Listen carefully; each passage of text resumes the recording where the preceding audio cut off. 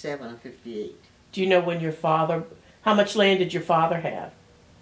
Well, my father didn't have much land. My grandfather owned from the Braddock Road down to that corner. Mm. We call that the corner because they straightened the road out, but it was a corner. And after he passed, I was told that my grandfather owned it. I wasn't old enough to know, but and after, even before he did, well, some of that land down there had gotten away from my grandfather. And my sister, Janie,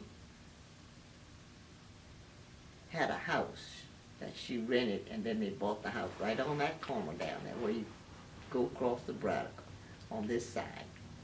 She had a house there. And they lived there for a long, long time. But before that, before she was there was a lady there by the name of Minnie Pearl.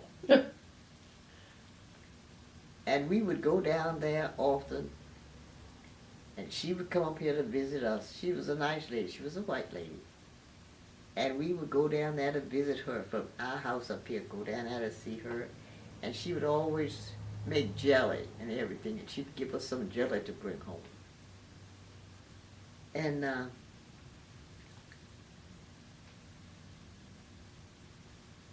then after some of the property got away from them down there, then another guy, he bought some of it.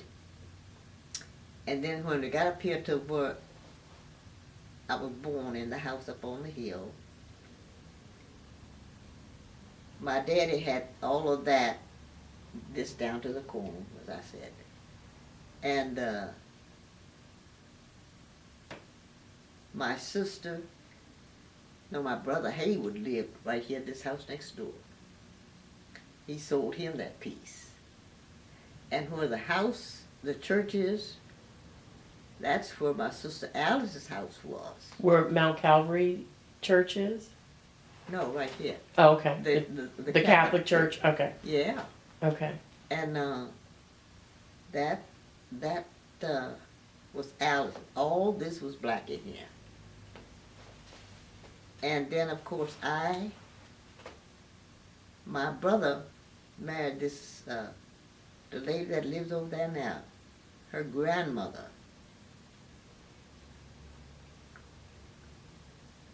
Married my brother Haywood.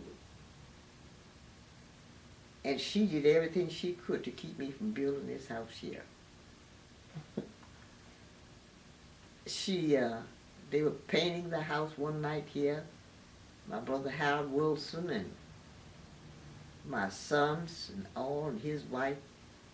And she pulled out the light on them, because they used electricity from next door in the building. And she pulled the lights out on them. And I was in Falls Church, and they came down there where I was living with the lady by the name of Cora McIntyre. I know Miss Cora. You do? And they told me, she said, you better go back and talk to your sister-in-law. I said, what happened? Well, she pulled the lights out. We can't paint anymore. I said, she did. He said, yes, that's what she did. I said, well, I'll see about that too. I said, when you leave out of here tonight, I'm going to get on my knees and I'm going to pray. And my brother-in-law, Howard Wilson, Lillian, you remember my sister Lillian? He said, that prayer might help you, but I don't think it's going to do her much good. So what was it like living in Falls Church? Huh? What was it like living in Falls Church? Where did you live in Falls Church? Everywhere. I had to move from place to place to get a place, for my children, because I had those 5 kids, and I had to move from one place to another, And I said, I am so tired moving, I don't know what to do. So when my daddy sold me this piece of land for $300, I said, I'm tired moving. So Miss Cora McIntyre said to me, she said, Etta, why don't you come on over here and stay with us while they build your house? Because if you go to Fairfax, you're gonna leave Galloway Methodist Church, and you won't be coming back. So I stayed with her. That's where I was when they came down and told me about the lights. And